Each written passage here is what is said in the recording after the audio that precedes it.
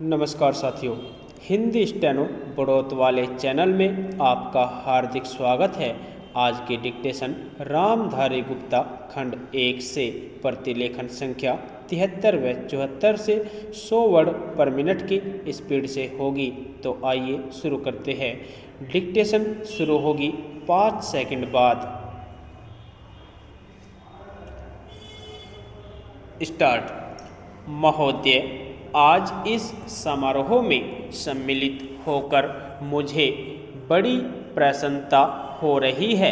जब से मैं आपके नगर में पहुंचा हूँ, आपने जिस प्रेम और उत्साह के साथ मेरा स्वागत किया है, उसके लिए मैं आपको धन्यवाद देता हूँ।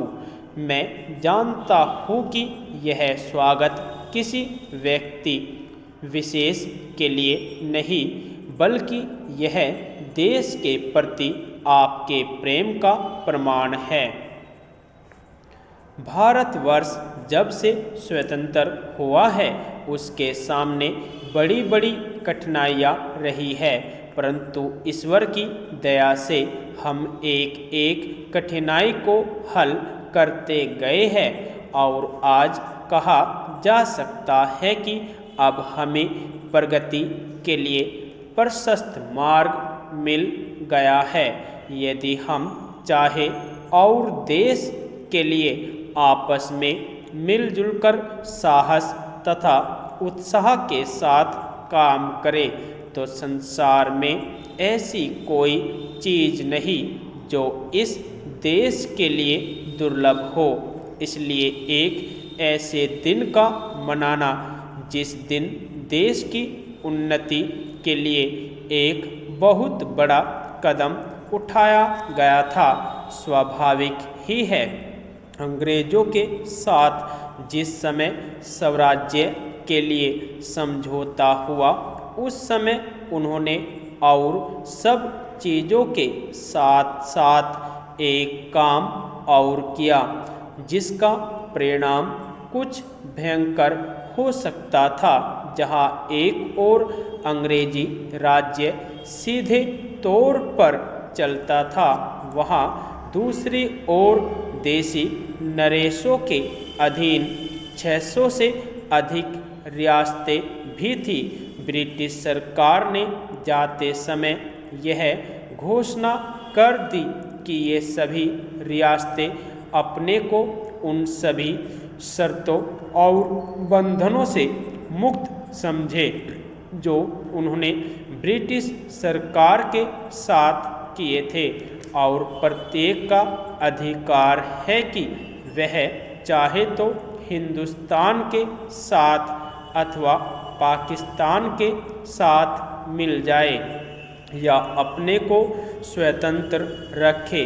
एक नीति के रूप में यह बात बिल्कुल ठीक थी, परंतु यदि हमारे देसी नरेशों के हृदय में भी वह देश प्रेम नहीं होता जो उन्होंने दिखलाया, तो संभव था कि एक भारतवर्ष के बदले आज भारतवर्ष के कई टुकड़े हुए होते। यह समस्या देश के एक भाग में अब तक तय नहीं हो पाई है और वह भाग कश्मीर का है। उसके लिए हम अभी भी चिंतित हैं।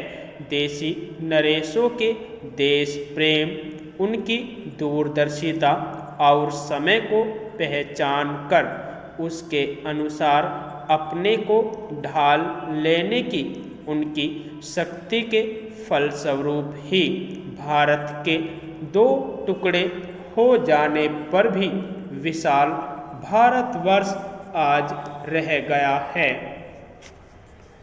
महोदय, वह उस भारतवर्ष से कहीं अधिक बड़ा है जो कभी किसी भी ऐतिहासिक काल में या उसके पहले किसी एक छत्र शासन के अधीन रहा हो। आप जानते हैं कि भारतवर्ष इतना बड़ा देश है, पर संसार के और बड़े बड़े देशों की सैनिक शक्ति के सामने उसकी शक्ति बहुत कम है। इंग्लैंड, अमेरिका और रूस की सैनिक शक्ति के सामने हमारी शक्ति बहुत कम है। ऐसी स्थिति में हमारे सामने प्रश्न यह है कि क्या हम किसी के सामने झुक जाए, किसी के साथ मिल जाए या अपने को तटस्थ और स्वतंत्र रखे। किसी के साथ मिल जाने का अर्थ यह हो सकता है कि हमें उसके प्रभाव या उसकी शक्ति का लाभ मिले, परंतु उसका परिणाम भयंकर हो सकता है। यदि उन पर कभी संकट आया तो हम पर भी आएगा। यदि हम अलग रहते हैं तो हम अपने पैरों पर खड़े होकर अपनी शक्ति से बहुत कुछ कर सकते हैं। हमारे प्रधानमंत्री ने इसी नीति को अपनाया है और यद्यपि आरंभ में हमारे अपने देश में ही बहुत से लोगों ने इसको नहीं समझा था, पसंद नहीं किया, परंतु आज हम देख रहे हैं कि उसका परिणाम क्या हो रहा है। हमारे प्रधानमंत्री ने इस बात की घोषणा कर दी कि हम किसी भी दूसरे देश के साथ गठबंधन नहीं चाहते और हम स्वतंत्र रहकर अपना कामकाज अलग चलाएंगे। हमारे बहुतेरे लोगों ने यह समझा कि यदि हम किसी बलशाली देश से मिले तो और कुछ नहीं तो कम से कम आर्थिक सहायता तो मिलेगी। जो देश यह चाहते थे कि हम उनके साथ मिले, उन्होंने तो बुरा माना ही। उन्होंने यह नहीं समझा कि हम अपने को अलग रख रहे हैं, न कि उनके विरोधियों के साथ मिल रहे हैं। जैसे जैसे समय बीतता गया, धीरे धीरे उन्होंने भी हमारी विदेशी नीति को समझा। आज संसार के लोग मानने लग गए हैं कि भारतवर्ष अपने दृष्टिकोण पर स्थित है।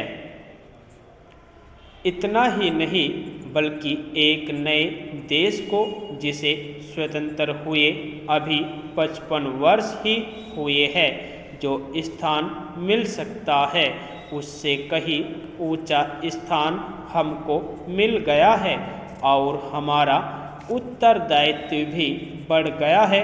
मैं मानता हूँ कि इसी प्रकार यदि हम महात्मा गांधी के दूसरे सिद्धांतों को भी अपनाएं और उसके अनुसार आचरण करें तो इसका संसार पर बहुत प्रभाव पड़ेगा। यदि आपको डिक्टेशन अच्छी लगी हो तो हमारे चैनल को सब्सक्राइब करें तथा वीडियो को लाइक व शेयर भी करें। धन्यवाद।